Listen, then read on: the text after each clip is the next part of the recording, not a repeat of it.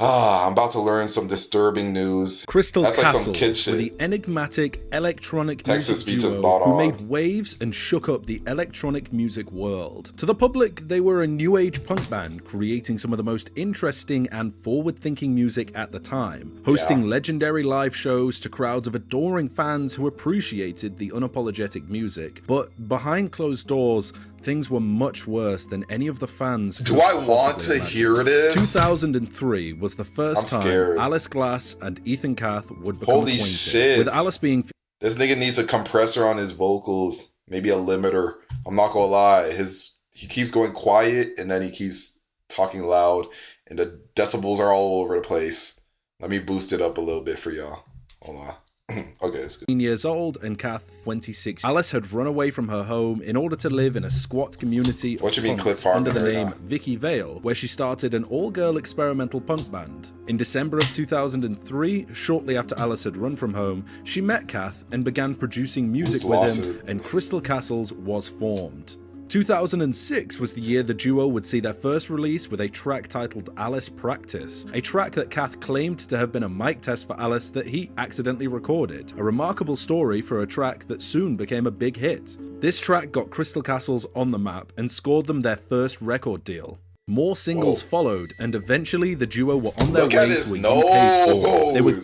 What the fuck? I'd be scared of this nigga too. This nigga look like straight out of fucking Lorax or some shit, gang. Fuck. Like, holy shit. More singles followed, and fuck this nigga. Actually, the duo were on their way to a UK tour. They were gaining popularity faster than anybody had expected, and their first official self-titled studio album saw its release in 2008. Next came Crystal Castles 2 in 2010, followed by Crystal Castles 3 in 2012, completing a trilogy of critically acclaimed and incredibly well-received albums. Then, in 2014, after such a meteoric rise to success, Alice left the Crystal Castles project, stating that it compromised her sincerity, honesty, and empathy for others. She stated that the Crystal Castles project was over, and she intended to pursue a solo career, but the manager of Crystal Castles had other ideas and told the public that Crystal Castles would continue without her. After Alice's departure in 2016, Kath enlisted Edith Francis to join the band in Alice's place. So Edith is basically a snake ass nigga and low-key protects pedophiles? Like, hello? Did she know what was happening? And she was like, what we doing? Like, money could really get niggas to do anything, though. I'm gonna keep it real. I'm not even surprised that they found somebody else. But, like, how fast did they find her? She was like, I'll do it. Fuck it. She looks so much like a mannequin in that pic. I doubt she knew. Probably not then, huh? Oh, I guess because she didn't. I don't know, gang. Maybe she didn't. In 2016, Kath enlisted Edith Francis to join the band in Alice's place.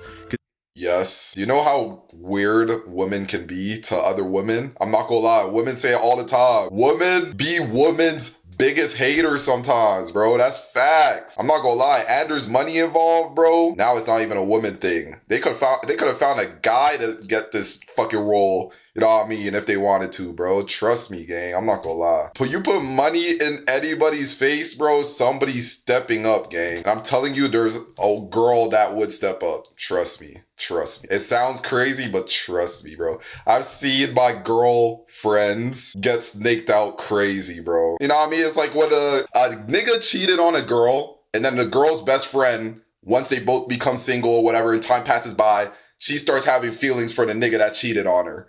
Holy smokes, bro.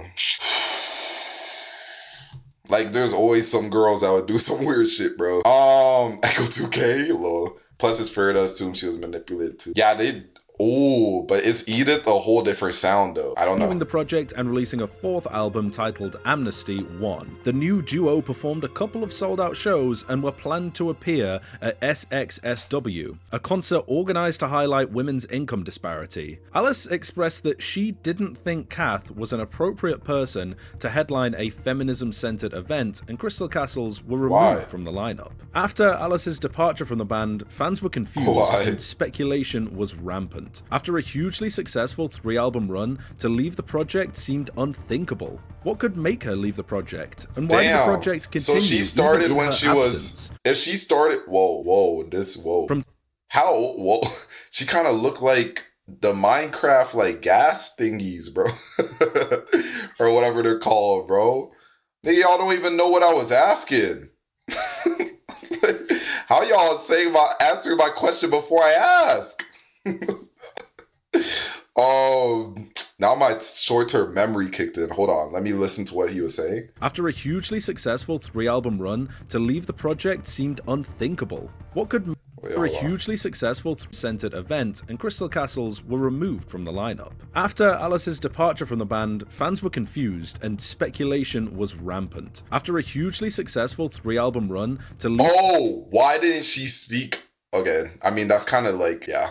That's kind of like warranted. I'm not gonna lie, bro. Like, she's probably scared to speak up and all that. But why didn't she just speak up instead of like, niggas was probably putting crazy narratives on her too. I'm already knowing, gang, how niggas get, bro. Project seemed unthinkable. What could make her leave the project? And why did the project continue even in her absence? They grabbing her hair. From 2014 to 2017, this question would loom over fans' heads, and speculation about her departure would ramp up until Alice publicly spoke out against Ethan Cath. In a statement on her website, she revealed information not known to the public about what Cath was like behind closed doors. She detailed how, in her first interactions with Cath, as a 15-year-old girl, she was supplied with alcohol and taken advantage of by a then 26-year-old. Don't worry, guys. I already know this shit. That's why I said it was self-explainable. Or whatever the fuck I said. What's the word for it? Self-explanatory. I can't say the fucking word, bro. Cath would stalk her after this incident, waiting nigga. outside her high school and preying on her. And at that age, she had been naive and perceived him as a local rock star. He had even gone so far as to entirely fabricate the Alice Practice story in order to downplay Alice's involvement in the creation of the track and highlight his own perceived achievement. Cath would give Alice drugs and alcohol and take advantage of her regularly, remaining sober during all of these interactions. He began to pick at Alice's insecurities and took control of her by using these against her. He controlled how much food she ate, restricted her access to social media, chose what clothes she would be allowed to wear, and regularly read through her personal emails. He limited her access to interviews, being unhappy if he couldn't be in control of them himself. He even prevented her from having her own credit card, taking control of her finances and keeping her within his grasp. She was 15 years old getting taken advantage of like this, bro. Okay, my question is, did he ever spend time in jail?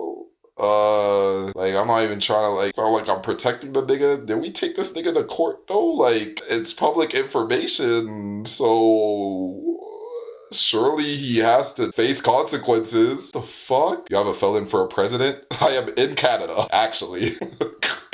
I'm actually in Canada. No. Damn. They said, oh.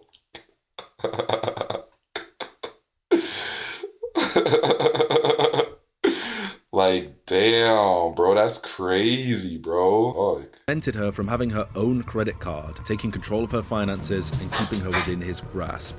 Cath also held onto Alice's passport alongside controlling her finances, truly trapping her in this abusive cycle. What's more, in October of 2017, the former manager of Crystal Castles, James Sandham, claimed that the nature of Alice and Cath's relationship was unclear. Alice responded to this with screenshots of emails sent to him during his time as manager of the project, where Alice details the deranged and abusive things that Cath was doing, even with Sandham calling the nature of Cath's actions domestic. Who? Oh, no, I'm losing it. Cath was doing? Was Cath not the girl that replaced? No, that's Edith.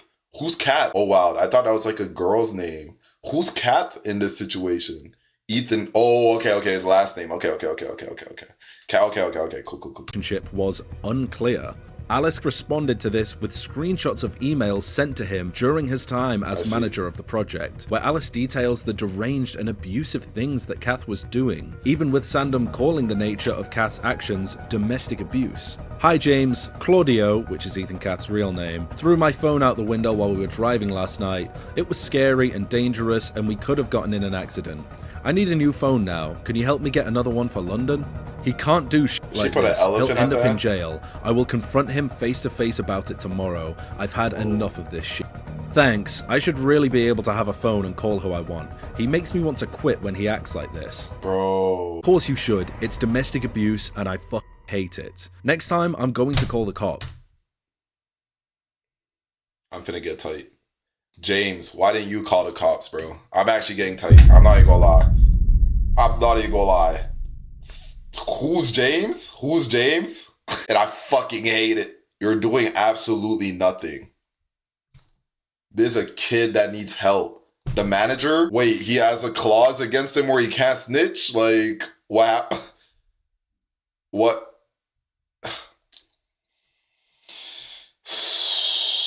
This is a grown man, by the way. It's not like this is a kid. This is a grown-ass man that's aware of the laws and literally explicitly says himself, it's domestic abuse. I hate niggas like this. I hate people like this so bad. I hate people like this. If he doesn't accept the answer, all right. Yo, narrator, can you help me out with this? It was violent and I have a lot less hair on one side of my head. If he doesn't answer the question... You're not helping me, bro. Okay, go. There you go. With any honesty, I'll be the one calling the cops. This is a domestic abuse charge. He would end up in a cell. I'm not into it and can't let it go on. Now, I won't... I would have been done that, but... Okay. The whole transcript of these emails or of Alice's statement, but her statement is available on her website, and there is a lot more information on there than I can provide in this video. After this statement was released, Kath publicly denied the allegations, stating that they were pure fiction and that he was consulting his legal team about his options for responding. This resulted in Kath filing a lawsuit against Alice for defamation, but this lawsuit was dismissed in February of 2018. Damn, are there tears on that? It's low-key, like, just got served after my show by someone pretending to be a fan. Oh, damn.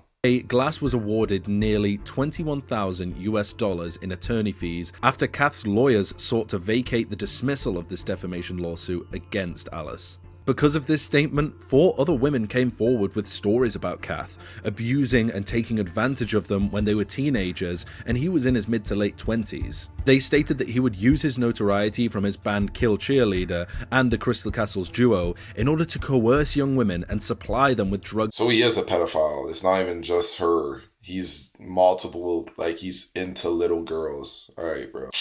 I hope this nigga gets jumped, like, in his normal days. Like, every other day, like, somebody just pull up and jump the nigga. There's no way he's just chilling. Like, there's no way. There's no way. Like, what? And I promise you, till this day, he still talks to kids. I'm telling you, if you could pedophile once you're a pedophile, bro. I'm telling you, gang. There's no doing it one time, bro. The people that be getting caught on them Gideon videos and they be like, bro, I won't do it again, I swear. I'm telling you. I promise you. Alcohol. Alice also elaborated more on her statement, commenting that Kath had thrown her phone out of a moving car, torn her hair out, lied about the nature of a rib injury, and at several points had gone against doctors' orders and made her perform after she received a concussion. Alice stated that after discovering that Kath had done similar actions towards other women, she felt it was her responsibility to come forward. After this, Crystal Castles was truly finished, with nothing coming from the group since the statement's release and subsequent interviews. The abuse that Alice received is almost incomprehensible, with almost a decade of Kath preying on her naivety and grooming her from the age of 15 in order to retain control over her and the Crystal Castle's name. Ethan Kath's actions are inexcusable, and I commend Alice for bringing them to light. I think even the most diehard fans of the project can understand and appreciate her leaving the project, and I sincerely hope she is able to heal and recover. It's not even for you to understand, nigga. The story is a clear and repeated case of domestic violence and emotional and physical abuse of a woman who was groomed, regularly taken advantage of, and controlled by a man who thought the world of himself and had no regard for the life that he was trying so desperately to ruin. While Alice doesn't support the Crystal Castles project anymore and urges fans to do the same, she has released a consistent output of music since her departure. In fact, even before her statement was released, she released her first single, Stillbirth, as a solo artist in July of 2015, using the money made from this release to aid victims of abuse. Also, using the song as a tool to magnify and bring awareness to issues of domestic abuse. I low-key want to check out her solo stuff now, for real. Next came another single, Without Love, followed by her debut self-titled EP. In January of 2018, Alice continued her output of music, releasing 2 singles, Forgiveness and Cease and Desist. The latter she described as a call to arms for survivors. Her output of singles continued through to 2020, and in this year she spoke more about Crystal Castles, claiming she received very little in terms of royalties, disavowed her tenure from the band, and asked all fans to do the same, ceasing support for the project. Alice continued her output through 2021 when she released the single Suffer and Swallow before announcing her debut solo album Pray 4, which she then released in February of 2020. Alice Glass's story is inspiring to say the least. To overcome the horrors she faced as a teenage girl and subsequently endure for almost a decade is beyond commendable. Her ability to be honest and clear in her music is something that shows the incredible— Were y'all saying I should listen to Grimes? What is— Hold on, bro. Hold on, gang. Hold on, bro. Yo, Chado, what's up? What is this, bro? That's grime genre, not Grimes. Oh, okay. Yeah, I see what you're saying. They're referring to the genre, not the artist called Grimes. Yes, I see it. Okay. I was like, bro, y'all want me to listen to a fucking pedo? Like, bro got his whole own separate video? Nah. Wow, what a story. I really wish we had time to check the statement, but remind me next stream. We'll check it out for sure. This is crazy, bro.